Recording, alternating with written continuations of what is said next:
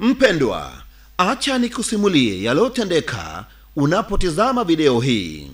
Katika mtaa moja mjini Busia, jamaa huyu mfugaji wa ng'ombe alipata kuhangaishwa kila mara na wezi katika tendo la kumibia mali nyumbani kwake pamoja na ng'ombe wake. Juhudi za kuwanata wezi hao hazikufua dafu, lakini pindi alipowinda huduma za Daktari Ngoso mjini Bungoma, mwezi alipatikana ameishiwa nguvu baada ya kuwa zizini usiku kucha hadi asubuhi asiweze hata kutoroka. Tumeshangazwa na hili jambo ambalo limetokezea hapa. Kwa maana hapa wizi imeendelea, sio kuku, sio ng'ombe, lakini imetupatia funzo.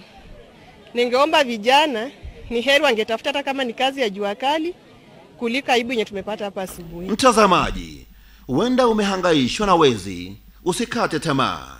Kimbia halahala kwake Daktari Ngoso mjini Bungoma. Walioibiwa mali zao wanatabasamu tena.